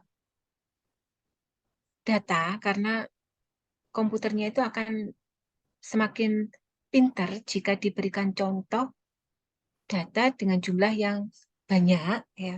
Sementara kita kan punya 60 saja. Jadi ini dilakukan splitting ya. Jadi ini dipecah-pecah ini. Jadi untuk satu dokumen ini nanti akan dipecah menjadi 3, di mana nanti akan ada overlapping ya areanya. Ini untuk memperbanyak jumlah data juga salah satu tujuannya ya. Selain dengan cara ini juga memperbanyaknya itu dilakukan dengan ini membuat variasi ya. Jadi ini dibuat menjadi gambar hitam putih atau grayscale gitu ya dengan teknik pengolahan citra ya. Jadi ada beberapa dari dokumen yang sama tapi memiliki variasi penampakan visual yang sedikit berbeda ya. Gitu. Supaya contohnya itu lebih banyak. Oke, nah ini adalah model YOLO yang kita gunakan. Mungkin ini terlalu detail ya. Jadi ini adalah arsitektur istilahnya kalau di dalam deep learning. Itu Mohon kita maaf Prof ya, 5 iya. menit lagi untuk Oh, paparannya. baik, baik. Iya. Ya. Ya, dan ini adalah contoh hasil model ya, evaluasi model. Jadi kalau kita berikan input data ini, maka akan hasil deteksinya akan diberikan ya. Seperti ini ada setiap aksara itu akan ditandai dengan kotak-kotak gitu atau bounding box gitu ya. Ini untuk menyatakan kelas-kelas yang aksara yang terdeteksi. Nah, dari situ kemudian dilakukan transliterasi. Ya, jadi dari citra ini kemudian dapat hasil deteksinya yang seperti di sini ini. Nah, output dari hasil deteksi itu yang akan masuk ke model transliterasi dan akan dikeluarkan seperti ini. Ini adalah cara baca yang dihasilkan oleh komputer gitu, ya, dalam bahasa kita. Ya. Nah, untuk ini gimana cara bacanya? Ini kita butuh expert ya untuk menentukan ground truth, karena saya sendiri juga tidak tahu cara bacanya. Atau mungkin kalau cara baca ini yang tahu Prof. Imam mungkin ya, seperti ini. Ya. Oke. Nah, jadi begitu ya, ini sama. Jadi proses transliterasi. Jadi sebenarnya inputnya itu bukan dari yang seperti ini dari citra, ya, tapi dari hasil deteksi. Nah, hasil deteksinya itu seperti ini. Ya. Ada kode-kode gitu dari kelas aksara yang terdeteksi.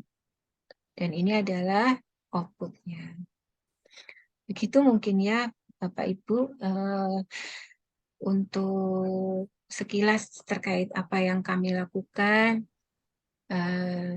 dengan menggunakan visi komputer untuk melakukan transliterasi manuskrip kuno. Ya. Nah, itu mungkin sedikit yang bisa kami share ke Bapak Ibu. Mohon maaf mungkin banyak kekurangannya ya. Monggo saya kembalikan ke Pak Munali mungkin. Terima kasih Prof. Jadi demikian Bapak Ibu paparan singkat ya, memang berbicaranya ilmuwan itu berbeda dengan berbicaranya orang-orang awam ya. Jadi kalau Prof. Nani itu runtut sekali. Jadi sedikit banyak kesimpulan kasarnya kalau saya menyimak tadi, sebetulnya artificial itu kalau tadi disampaikan itu komputer itu membaca itu sebetulnya kebiasaan-kebiasaan yang terus-menerus ya Prof ya.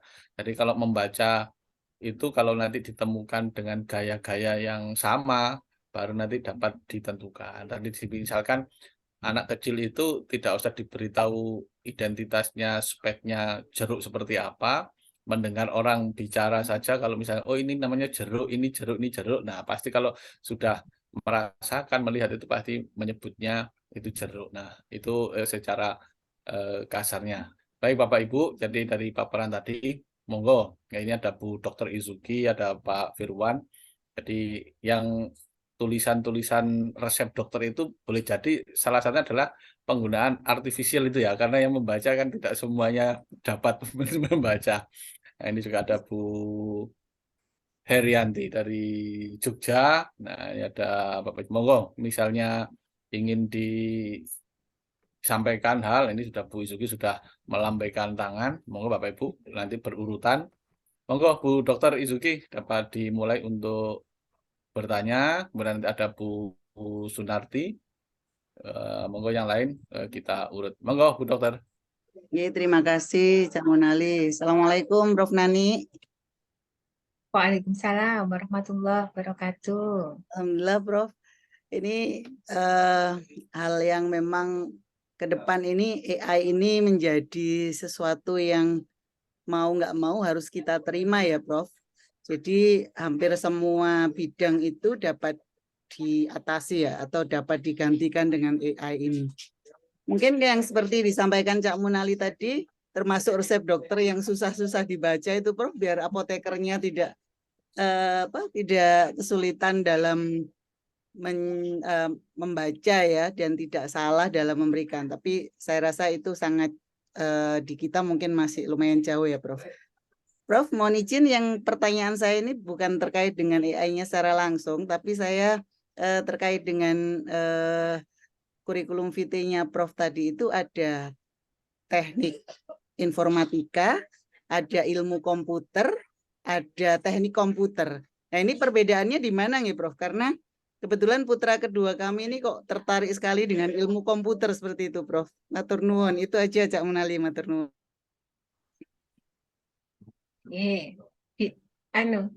Bisa dijawab langsung toh? Monggo Prof. Ibu Izuki, matur nuwun pertanyaannya. Ya, jadi kalau dulu itu awal mulanya ada teknik komputer dulu itu saya kuliahnya itu di jurusan waktu itu masih awal-awal banget ada komputer tuh namanya teknik komputer. Kalau sekarang kan ada teknik komputer, ada teknik informatika, ada apa lagi ya? Teknologi informasi, ada yang baru lagi tuh rekayasa kecerdasan artifisial, ada rekayasa perangkat lunak, ada berbagai macam gitu. Nah, kalau dari awalnya dulu itu memang apa itu seperti satu ilmu. Kalau komputer awalnya itu beberapa literatur itu menyebutkan itu ibunya itu matematika, bapaknya itu elektro gitu zaman dulu nggih. Nah, terus karena semakin berkembang namanya itu banyak apa itu hasil dari keilmuan teknik komputer tuh yang memang banyak mempengaruhi kehidupan kita sehari-hari nggih. Ya, itu jadi apa namanya sub bidang ilmunya itu menjadi lebih banyak gitu ya. Dan apa namanya apa itu yang ditawarkan oleh universitas itu menjadi lebih spesifik ke sub-sub ilmu tadi gitu. Karena kalau teknik komputer yang besar misalnya mau semua aspek itu kan juga tahu banyak tapi sedikit-sedikit gitu nih. Akan lebih baik kalau misalnya skupnya lebih kecil tapi lebih dalam di area itu. Sehingga dari satu keilmuan yang besar itu ya itu kemudian dipecah-pecah nanti ada informatics, ada apa namanya itu teknologi informasi, ada apa namanya kalau di ITS itu ada teknik komputer, informatika, ada sistem informasi gitu. Itu karena memang ada sub-subnya gitu. Kalau yang ilmu komputer itu dulu kan saya ada di S2-nya di Fasilkom, Fakultas Ilmu Komputer. Nah, itu memang kalau di dalamnya sendiri itu ada departemennya, itu ada teknik informatika kalau nggak salah ya, ada sistem informasi. Jadi ada pecahan-pecahan juga gitu, mirip gitu. Nah, kalau apa namanya pembagiannya, itu mungkin bisa kita lihat spesifik itu di kurikulumnya, karena kan ada banyak nama sekarang ya. Apa mana titik beratnya gitu. Jadi kalau misalnya di informatik, teknik informatika di kami itu mungkin tidak ada hardware juga dipelajari, ada jaringan komputer dipelajari, tapi tidak terlalu banyak apa itu, tidak hardware banget begitu ya. Jadi ada juga banyak terkait dengan software atau perangkat lunak. Kemudian seperti sistem informasi itu ada aspek organisasi juga yang dipelajari ya. Jadi kalau di dalam perusahaan itu kan ada itu ada manajemennya, terus juga ada teknologi informasinya. Jadi gabungan antara pengelolaan resource, human resource, dan juga teknologi itu apa digital ya, teknologi informasinya gitu. Begitu. Tadi pertanyaannya apa ya? Yang apa dan apa tadi? Ya, Prof, terkait dengan Perbedaan perbedaan. informatika, ilmu komputer gitu. Oh, nggih. Ya. Kalau ilmu komputer harusnya mungkin lebih banyak itu juga ya, lebih banyak ada aspek algoritma, matematik algoritma begitu ya, selain dari pengembangan softwarenya juga. Kemudian kalau teknik komputer mungkin lebih banyak ada ke arah hardware juga begitu. Ya, begitu. Jadi kalau misalnya itu yang dipelajari itu ya katakanlah ada 100% tuh tinggal komposisinya mungkin ya. Jadi lebih banyak apanya gitu. Misalnya teknik komputer tuh lebih banyak hardware-nya. Software-nya juga ada, tapi tidak sebanyak misalnya kalau di informatika seperti itu, Bu. Ibu Izuki nggih. Mungkin bisa mohon maaf kalau misalnya kurang memuaskan jawabannya. Terima kasih banget. Terima kasih, Prof.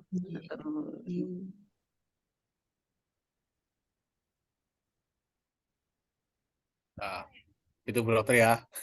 Sama-sama komputernya, sama-sama kecerdasannya. Terima kasih Prof. Nah, ini sekarang Bu Sunarti. Ini pertanyaannya nanti jangan membaca pantun ya, karena komputernya nanti belum dapat budaya Jawa. Monggo Bu Sunarti, dipersilakan. Terima kasih Ustaz Munali atas waktunya. Terima kasih Prof. Nani. Mohon izin bertanya, Prof. Tadi sudah banyak sekali kami mendapatkan pencerahan mengenai artificial. Kebetulan di hadapan kami di bukunya Prof. Imam halaman 5 ini banyak dijelaskan Prof tentang kecerdasan tiruan. Ada hal yang menarik tadi yang kami simak Prof. Kebetulan tadi banyak yang ditampilkan contoh-contohnya oleh Prof. Nani. Akhir-akhir ini kebetulan kami menyimak dari penemuan arkeolog nih Prof yang ada di Indonesia.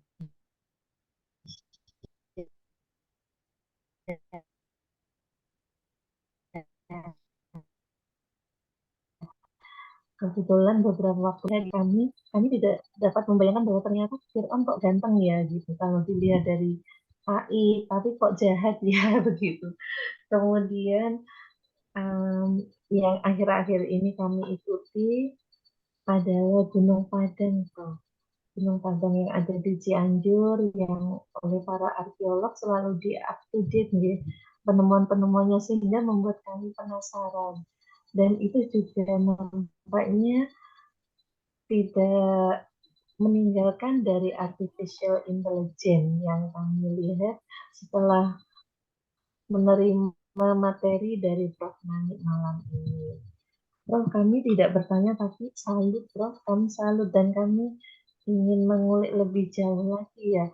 Mungkin kami karena di bidang agama tadi ada huruf hijaiyah, ada huruf-huruf Jawa, dan nampaknya khasana dari peradaban masa lalu itu sangat pesat maju. Kemudian penemuan-penemuan yang saat ini ditemukan juga sangat menakjubkan, begitu Prof.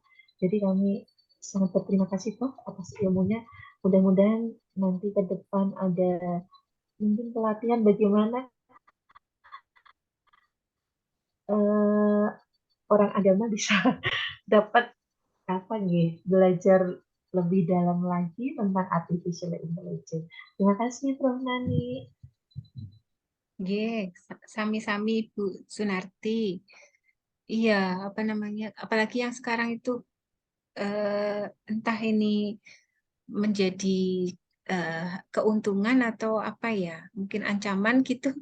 Mungkin Bapak Ibu sudah pernah menggunakan ChatGPT, ChatGPT. Jadi itu memungkinkan kita itu apa ya? Kalau misalnya kita itu membuat satu artikel begitu kan, kita mikirnya lama, mencari literatur, menyusun kalimat menjadi satu paragraf, terus keterkaitan antara paragraf seperti itu ya.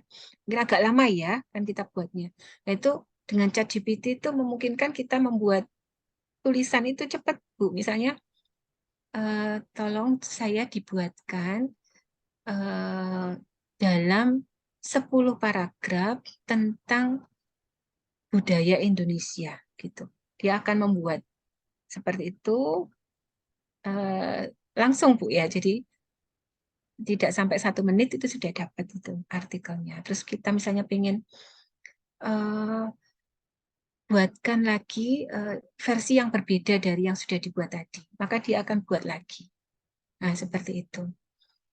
Terus apa namanya, memungkinkan juga kalau di wajah begitu kan, kalau kita pakai yang aplikasi komputer yang suka dipakai anak-anak mungkin ya untuk mainan itu, kita pengen tahu wajah kita 10 tahun lagi, 20 tahun lagi gitu kan ya. Itu untuk memprediksi kira-kira bentuk wajah kita bagaimana kayak gitu. Itu juga. Nah, itu ada banyak sekali yang ya beberapa mungkin membantu, beberapa mungkin kalau di dunia pendidikan jadinya kita seperti saya misalnya sebelumnya sebelum ada ChatGPT itu memberikan tugas buat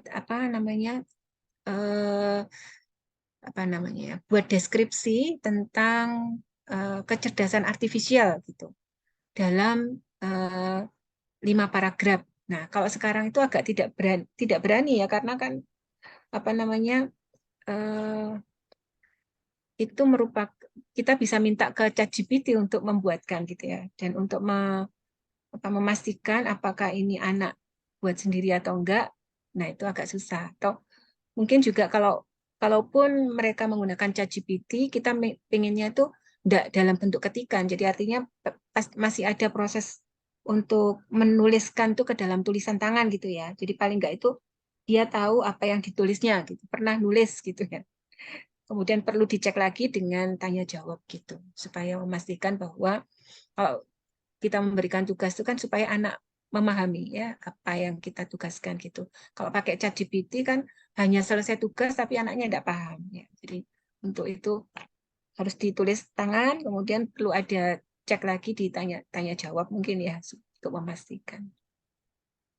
Begitu. Begitu Pak Munali. Terima kasih Prof Nani. Sami-sami Bu. Prof. Jadi kecerdasan ini bergantung kita ya. Jadi ingin digunakan untuk hal yang baik atau memang disengaja untuk hal-hal yang tidak baik, memang sangat-sangat memungkinkan Prof ya. Atau misal tadi, ini ada Pak Sanmas dari Sorong, sudah melambaikan tangan. Bu Sunarti tadi jawabannya sampun ya. Jadi terkait ya siapa tahu nanti dapat mengidentifikasi ini hadisnya sahih atau tidak nanti. Dapat juga. Monggo Pak Ustadz Sanmas dari Sorong. Di sana sudah pukul 22 mungkin ya. Monggo Pak Sanmas sudah Terima kasih. raise hand. Saya coba izin, mudah-mudahan karena tadi jaringannya tidak stabil, makanya saya matikan kamera. Coba mudah-mudahan baik. Terima kasih. Assalamualaikum warahmatullahi wabarakatuh. Makasih Pak Munadi, Prof. Terima kasih materinya. Saya baru tercerahkan tentang visi komputer yang penjelasan Ibu tadi. Oh begitu. Terus tadi sempat yang kaitannya dengan ChatGPT. Kebetulan saya sering menggunakan. Nah, terbantu sekali, tapi sering yang terganggu itu ada penjelasan yang keliru. Kadang-kadang kambat dan tepat. Saya pernah coba suruh terjemahan Al-Quran, karena saya tahu ini terjemahannya salah. Kemudian ada jawaban mohon maaf yang sebenarnya begini. Nah, terus saya hubungkan dengan kalau yang berkaitan dengan deteksi, misalnya tentang kondisi janin atau hal-hal yang terus nanti ada pengambilan keputusan. Bisa juga kan misalnya itu keliru. Terus kalau keliru, kenapa bisa sampai keliru? Terus kan tentu bisa berakibat fatal. Misalnya terus kaitannya dengan dokter yang akan mengambil keputusan, ternyata yang di situ fotonya itu keliru misalnya dari deteksi. Nah, ini mohon penjelasan bagaimana dokter, Prof? Oke, terima kasih Bapak Muhammad Sanmas. Iya. Ya, Udah larut sini jam 11 malam. sudah malam sekali. Baik. Iya, jadi untuk penerapan kecerdasan artifisial pada bidang-bidang yang penting atau krusial ya, itu menyangkut nyawa, menyangkut hidup dan mati ya. Contohnya seperti di kedokteran atau mungkin yang untuk buka palang pintu kereta otomatis itu kan juga ada pakai AI ya. Nah itu memang harus dipastikan benar-benar memiliki kinerja itu 100% dan kalau untuk kedokteran itu penggunaan AI itu lebih banyak untuk digunakan untuk membantu dokter. Jadi tetap keputusan terakhir itu ada di expert ya, ada di dokter. Jadi ini tools-nya itu digunakan untuk membantu analisis dari misalnya untuk membaca data gigi, foto gigi, membaca foto rongsen dari rahim gitu. Itu sebagai tools untuk membantu. Nah, keputusan akhir tetap harus ditentukan oleh expert, oleh dokter. Begitu. Begitu kira-kira Bapak. Kesalahannya itu kira-kira apa yang menyebabkan misalnya? Ya, jadi berarti memang modelnya itu belum sempurna. Jadi dan itu proses seperti ini kan proses belajar terus-menerus nggih. Jadi seperti kita juga kadang-kadang itu kita mungkin pada saat muda dulu itu memahami sesuatu itu seperti ini ya, karena kita mungkin belajar baru sampai di umur 20 tahun itu baru sedikit gitu mungkin yang kita pelajari. Nah, untuk pemahaman tentang sesuatu yang sama gitu di usia 30 tahun, 60 tahun jika kita belajar terus mungkin agak berbeda. Mungkin berbeda gitu ya. Jadi yang 20 tahun tadi itu sebenarnya salah itu pemahamannya itu. Seharusnya itu yang ini gitu ya. Nah, itu juga mungkin analog dengan komputer belajar ya. Jadi bisa juga kesalahannya itu dari jumlah sampel atau jumlah data yang dipelajari itu kurang menyeluruh ya, kurang lengkap gitu. Atau bisa juga dari teknik belajarnya yang belum sempurna. Begitu. Jadi ini untuk saat ini itu perkembangannya sudah sangat pesat. Itu kalau kita bandingkan paling tidak itu dengan 10 tahun yang lalu. Itu model yang ada itu masih belum mampu misalnya untuk mengenali dengan tepat misalnya untuk wajah-wajah orang atau apa gitu ya. Belum ada teknik yang bisa membuat model yang akurasinya baik gitu ya. Namun 10 tahun kemudian itu kinerja model itu sudah sangat meningkat tajam gitu ya, karena perkembangan teknik pembelajarannya, karena riset di bidang kecerdasan artifisial itu kan sangat aktif gitu ya, dan dilakukan oleh banyak orang di seluruh dunia gitu. Mereka melakukan riset ini. Jadi kalau misalnya ada satu hasil yang biasanya itu diumumkan, hasil itu diumumkannya biasanya kalau ini kayak di jurnal atau di seminar internasional yang dibaca oleh peneliti-peneliti lain. Jadi begitu ada hasil yang baru dilaporkan, oh ini dari hasil ini tuh untuk pengenalan wajah misalnya, itu sudah bagus dari sebelumnya, tapi masih 80%. Nah, peneliti yang lain itu dari hasil terakhir itu akan berusaha untuk mengeksplor dan meningkatkan lagi kinerjanya. Jadi ada proses apa ya, penyempurnaan itu yang dilakukan oleh banyak orang ya, karena ini tersebar, peneliti-penelitinya itu kan tersebar di mana-mana gitu. Jadi memang mungkin belum sempurna ya, pada kasus spesifik tertentu itu bisa jadi karena dataset yang digunakan tuh belum mewakili secara lengkap ya kondisi real dari permasalahannya, bisa juga perlu perbaikan lagi di dalam teknik belajarnya. Begitu kira-kira. Terima kasih, Prof. Oke, sami-sami. Terima kasih Prof, Pak Sanmas. Nah, ini Ya, terima disambung kasih, Mas langsung Munali. Bu Retno dari Cirebon. Monggo, Nggih, mungkin terima mau kasih. meneliti Gunung Jati. Nggih, terima kasih Pak Munali. Assalamualaikum warahmatullahi wabarakatuh. Prof. Nani, Waalaikumsalam warahmatullahi wabarakatuh. Waalaikumsalam. sungguh sebuah pencerahan yang luar biasa. Tadi di chat room itu saya juga membaca beberapa ungkapan kagum. Penjenengan sudah menyampaikan yang sangat baik. Begini, Prof.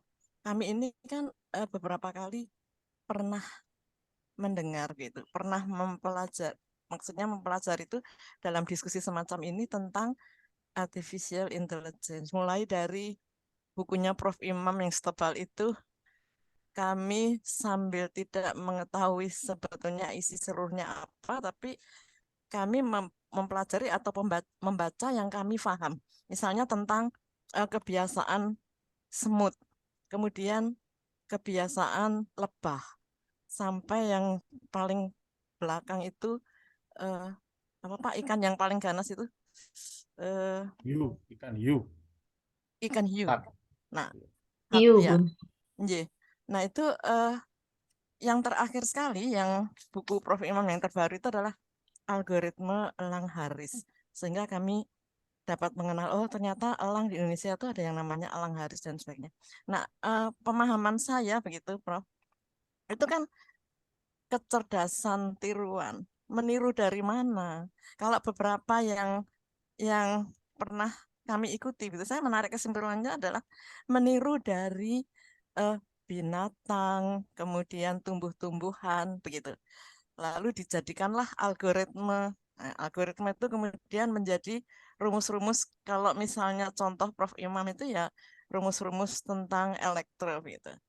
Nah, malam ini saya mendapat pencerahan yang luar biasa, itu tentang fisik komputer. Terus saya tuh mikir, ini kecerdasan siapa ditiru oleh siapa gitu. Apakah betul, Prof? Kalau saya memperkatakannya adalah kecerdasan manusia, kitab gitu. Kan kalau manuskrip itu kan ditulis, ada yang ditulis, diketik, tetapi tidak dicetak kan, Prof? Manuskrip itu. Nah itu kecerdasannya itu berasal dari manusia, kemudian diadopsi oleh komputer itu tadi. Apakah pemikiran saya itu betul seperti itu, Prof? Itu saja pertanyaan saya. Terima kasih, Prof. Nggih. Langsung nggih, Pak Munali nggih. Oke, monggo Prof. Nggih. Nggih, baik Ibu Retno, terima kasih pertanyaannya. Nggih. Nggih, jadi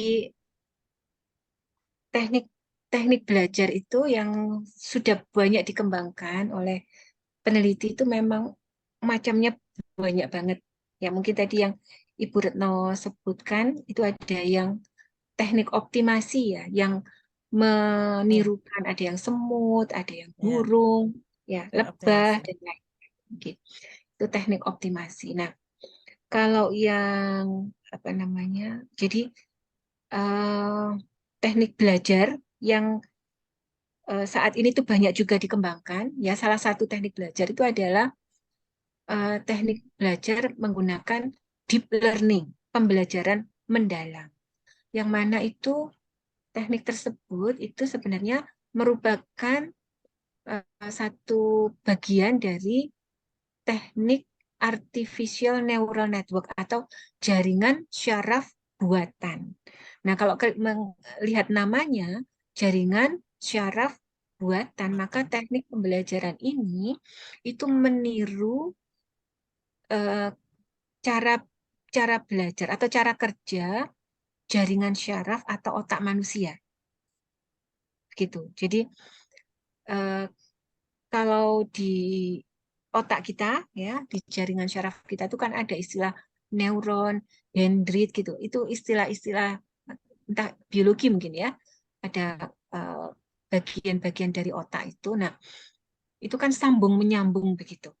Ya, neuron-neuronnya tersebut. Nah, cara apa itu arsitektur otak kita itu yang ditiru ya, sehingga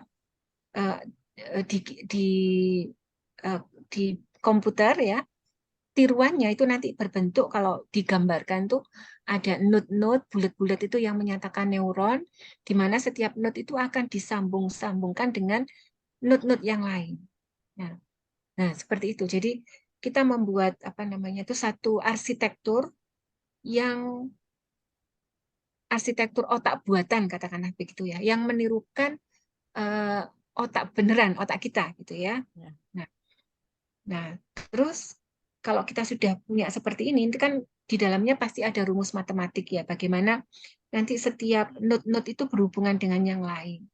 Kalau suatu node memiliki nilai tertentu, misalnya 1 begitu, terus dia disambungkan ke node yang lain, nah, maka akan menjadi berapa nilainya itu diterima oleh node yang lain.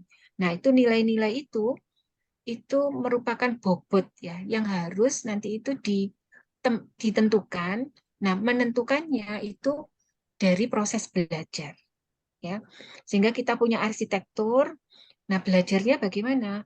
Kita punya data input, terus kita juga punya output yang diharapkan. Jadi memberikan contoh ya, contoh pertanyaan dan jawabannya. Nah, itu nanti yang digunakan ya untuk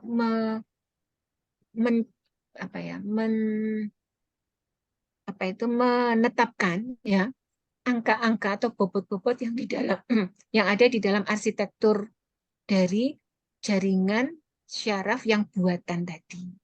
Gitu. Jadi proses seperti itu. Jadi sebenarnya itu menirukan cara kerja manusia. Nah, itu terus itu kan sebenarnya ada proses optimasi di dalamnya. Itu kan ada jaringan gitu, nggih. Nah, bagaimana cara yang cepat itu kita bisa mendapatkan bobot yang cocok dengan data input dan output yang dipadankan. Nah, itu ada teknik optimasi.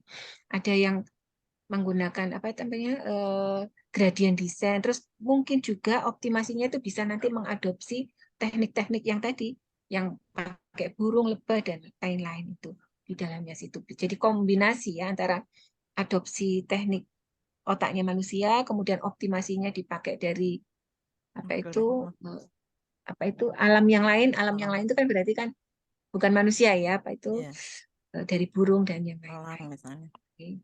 Begitu Ibu. Berarti gambaran kasar saya tentang apa yang ditiru, kemudian yang meniru siapa, begitu kan? Ada gambaran kasarnya seperti itu, nggih, Prof. Dan itu proses belajar. Tentu saja di awal-awal dia kurang sempurna. Nanti seiring berjalannya waktu akan menjadi lebih mendekati tata kerja neuro atau saraf manusia. Ya, matur nuwun sangat, Prof. Terima kasih. Terima kasih, Terus, Bu. Terima kasih Pak Munardi. Nggih. Nggih. Mungkin ada tambahan juga sedikit nggih Pak Munali tadi. Nggih. Nah itu juga kan deep learning itu kan menirukan ya cara kerja otak manusia. Namun ada yang ini juga waktu itu kalau kapasitas memori kita itu kan terbatas mengingatnya.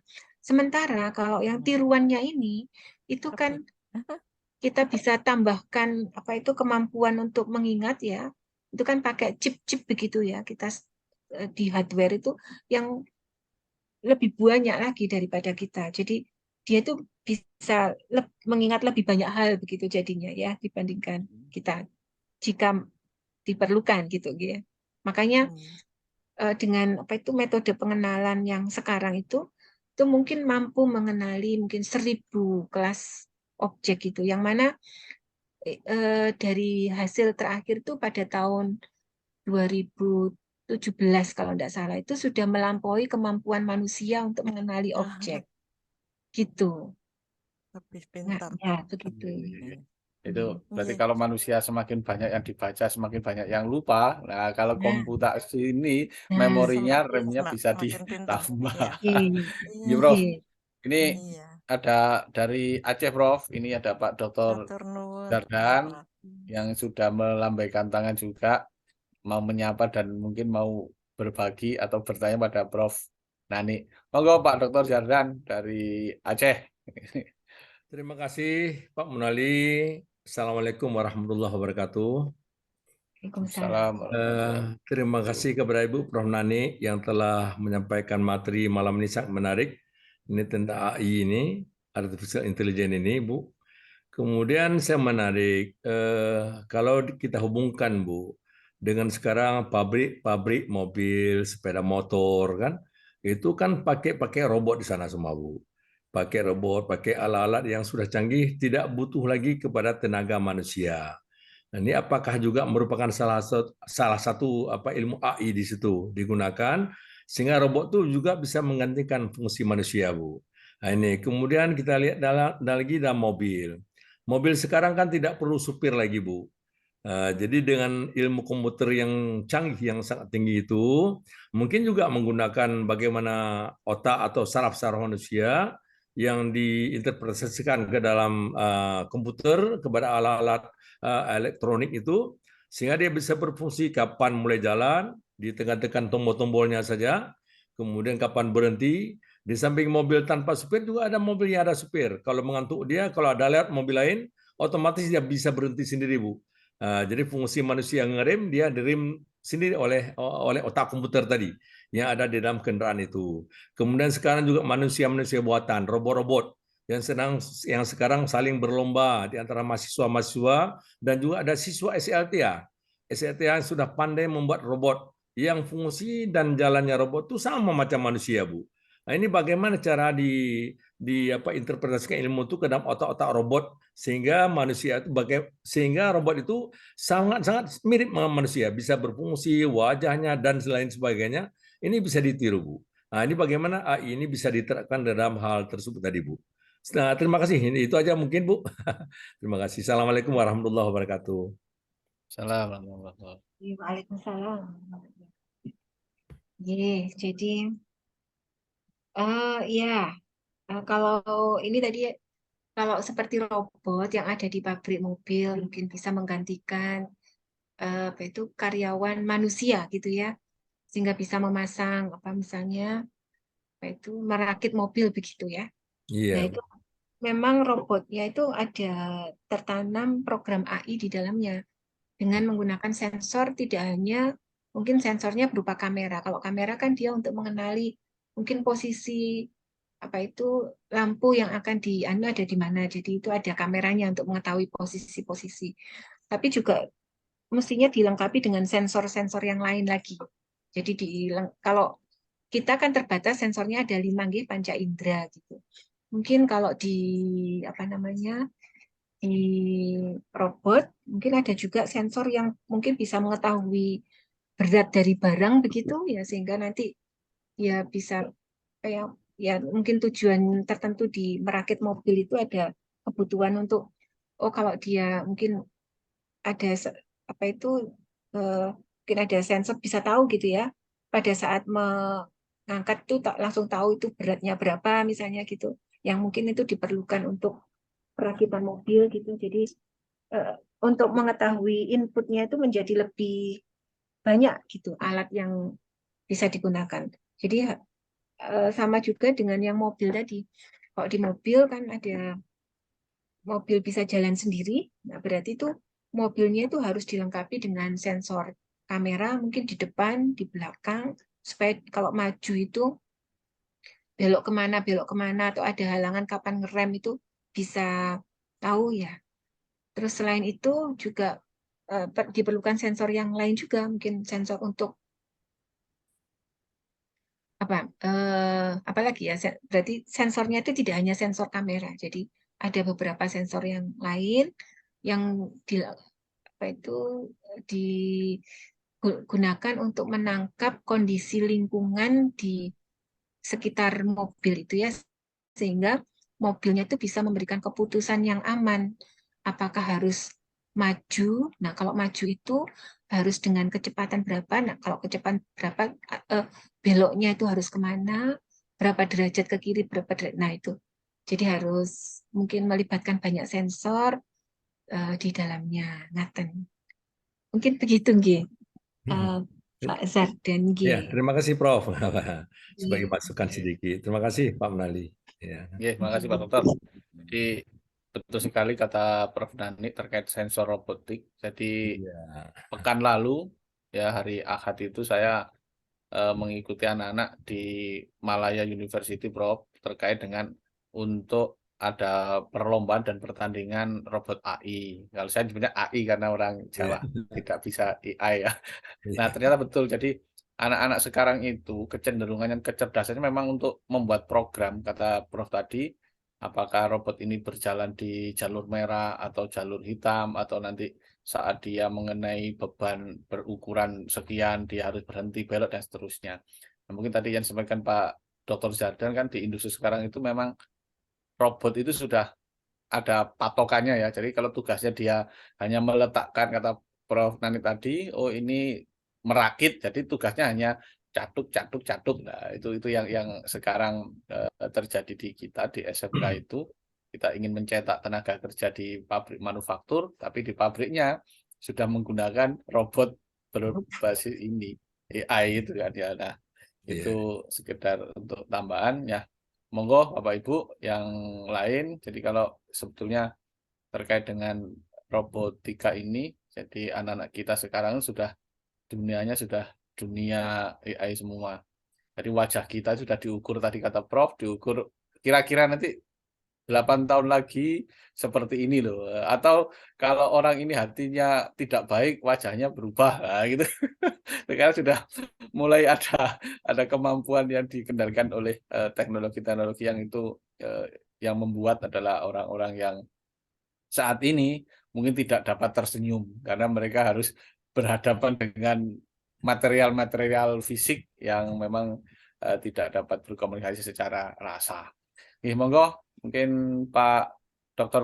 Firwan, ini Pak apoteker mungkin terkait dengan di bidang kesehatan, karena sekarang waktunya masih ada 9 menit menuju pukul 21.30 sebelum nanti saya berikan ke Bu Sunarti sebagai pembawa acara. Monggo mungkin Pak Firwan atau Bu Endang yang sama-sama orang kesehatan, yang ahli-ahli obat ini. Nah, ini monggo, misalnya ada Pak Firwan atau Bu Endang. Ustaz Munali, Bapak Firwan Firdaus akan memberikan konklusi pada malam ini. Oh, begitu. Kamu. Baik, pukul 21.22. Jadi kalau sudah dirasa cukup penambahnya, kami kembalikan ke Bu Sunarti, dan sekali lagi terima kasih waktunya, terima kasih atensinya wabil khusus Prof. Nani yang sudah berbagi pemahaman tentang kecerdasan artifisial itu. Mudah-mudahan nanti kita di umat Muslim khususnya dapat menggunakannya dengan baik sehingga informasi-informasi yang beredar di media sosial itu dapat kita deteksi apakah ini benar, apakah ini hoax dan seterusnya. Mohon maaf. Assalamualaikum warahmatullahi wabarakatuh. Waalaikumsalam warahmatullahi wabarakatuh. Terima kasih Ustaz Mali yang telah menghantarkan acara KSCM pada malam hari ini dengan sangat luar biasa. Terima kasih Prof. Nani yang telah memberikan kami pencerahan, kemudian menebarkan ilmu yang sangat luar biasa tentang artificial intelligence pada kali ini. Mudah-mudahan nanti dapat bersambung kembali nih Prof. Dan Prof. Nani hadir kembali di KSCM berikutnya nih Prof. Rasanya ada yang kurang, apabila tidak ada konklusi, mohon izin Prof untuk Pak Firman Wirdaus akan menyampaikan konklusi KSCM pada malam hari ini. Waktu dan kesempatan kami silakan kepada Bapak Firman Wirdaus. Monggo. Terima kasih Bu Inarti. Bismillahirrahmanirrahim. Assalamualaikum warahmatullahi wabarakatuh. Bapak Ibu sekalian, pada malam ini kita sudah mendapat banyak pencerahan dari Prof. Imam Gobandi tadi, kemudian juga dari Prof. Nani Suciati tentang artificial intelligence dalam salah satu bidangnya, yaitu fisik komputer. Kalau kita lihat di dalam cabang ilmu artificial intelligence itu, saya melihat ada 4 cabang ya. Ada machine learning, ada deep learning, ada neural network, dan computer vision. Nah, pada malam ini kita mendapat pencerahan di bidang cabang dari artificial itu adalah di bidang fisik komputer gitu. Tadi sudah dijelaskan oleh Prof. Nani tentang bagaimana secara teknis peranan artificial intelligence di bidang budaya. Jadi artificial intelligence ini sudah merasuk ke semua bidang pekerjaan, ya, baik itu kesehatan, ya, bidang kedokteran, farmasi, ya. Di kedokteran semua alat-alat di kedokteran itu semuanya pasti menggunakan artificial intelligence, termasuk juga di farmasi. Saya kebetulan sebagai apoteker, ya, itu alat-alat laboratorium di farmasi itu semuanya sudah menggunakan banyak peranan artificial intelligence di sana gitu. Sehingga sampai pada waktu sangat memudahkan orang untuk menemukan obat. Itu juga menemukan penyakit orang gitu kan, di alat di EKG, apakah jantung seorang itu sehat atau tidak, itu menggunakan artificial intelligence. Bahkan dalam kehidupan kita sehari-hari, kita menggunakan HP, GPS dan sebagainya, itu semuanya menggunakan artificial intelligence. Nah, pada dalam ini fokusnya di budaya, ya, sudah dijelaskan secara teknis. Saya tidak akan menjelaskan lagi secara teknis. Kalau saya jelaskan malah mungkin keliru malahan gitu ya. Jadi tadi dijelaskan kita mendapatkan bagaimana transliterasi, ya, dari aksara Jawa kuno menjadi sesuatu hal yang dimengerti oleh kita semua. Nah, situlah titik peranan artificial intelligence. Jadi artificial intelligence ini bisa dikatakan tergantung dari data yang dimasukkan. Nah, kalau datanya salah, ya salahlah hasilnya gitu. Jadi itu yang perlu kita tahu, bahwa jadi dalam memberikan data harus data-data yang benar gitu, sehingga hasilnya juga, outputnya juga suatu kebenaran gitu. Nah, ini yang peranan manusia di situ sebenarnya gitu. Walaupun hebatnya artificial, tapi itu masih kalah dengan manusia sebenarnya gitu. Karena artificial intelligence itu sangat tergantung dari data. Nah, jadi berbeda dengan manusia, ya kan. Manusia itu bisa melakukan makna dan sebagainya. Kalau komputer nggak bisa gitu ya. Dia agak sulit, maknanya seperti apa gitu. Nah, dia tergantung data yang kita masukkan. Jadi semua yang kita di masa datang dari diskusi kita hari ini, hampir semua pekerjaan itu akan terlibat di dalam artificial intelligence. Sungguh demikian, artificial intelligence ini tentu juga banyak kekurangannya gitu ya. Ya, dia sangat pertama tadi saya katakan tadi sangat tergantung dari data gitu ya. Dan kekurangan yang lain adalah dia tidak mampu memahami suatu konteks ya, memahami makna yang tersembunyi dari suatu hal gitu ya. Nah, itu saya kira masih sulit. Saya tidak tahu kalau di masa depan itu makna-makna yang dipunyai manusia sekarang ya, yang tersembunyi gitu ya, itu bisa dikelola oleh artificial intelligence itu, tapi mungkin saja itu bisa terjadi gitu ya.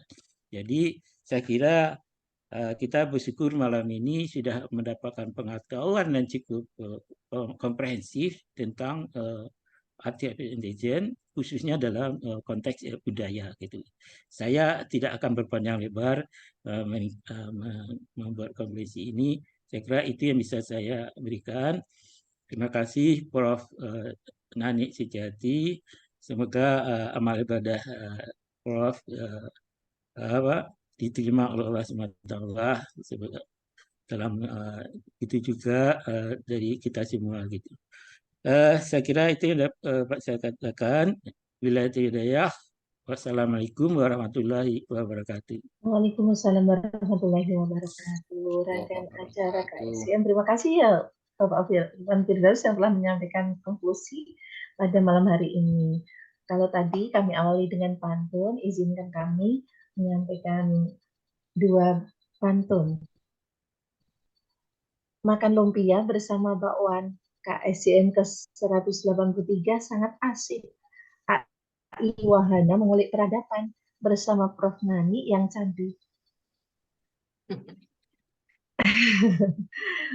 Kemudian yang berikutnya, makan mendoan bersama kekasih. Kami aturkan pada Prof. Nani, terima kasih. Sama-sama, Bu. Demikian Prof. Pantun dari kami yang sangat sederhana. Kami mengaturkan terima kasih karena Prof. telah berkenan memberikan pencerahan kepada kami sehingga kami yang duafa ilmu ini dapat mendapatkan pencerahan tentang AI secara utuh. Sama-sama Ibu Senarti. Sama-sama saya juga masih belajar, sama-sama belajar. Ini Prof. Nani, terima kasih sangat. Ternyata ini Prof. Dalam adik lahirnya Prof. Nani. Kalau Prof tadi 71 kalau tidak salah di nomor induk pegawai. 71. Kalau dalam juga generasi 73 Prof. Sudah 50. Oh, seusia adik saya itu ada yang 70. Prof. Baik, kami tutup dahulu nih Prof. Untuk acara kali ini. Terima kasih Bapak Ibu yang sudah rawuh meramaikan, mensukseskan acara KSCM pada malam hari ini. Semoga apa yang kita lakukan dan kita kaji dalam acara ini menjadi ladang amal soleh bagi kita semua. Bapak Ibu, mari kita akhiri acara KSCM ini. Saya selaku omong tamu, apabila ada kesalahan mohon maaf. Wal afu minkum, nasru minallahi wa fathun qarib wa basyiril mu'minin. Wassalamualaikum warahmatullahi wabarakatuh. Waalaikumsalam warahmatullahi wabarakatuh. Prof, matur nuwun Prof. Jadi sampai jumpa lagi Prof. Izin live nggih. Matur nuwun Bu Narti. Sampai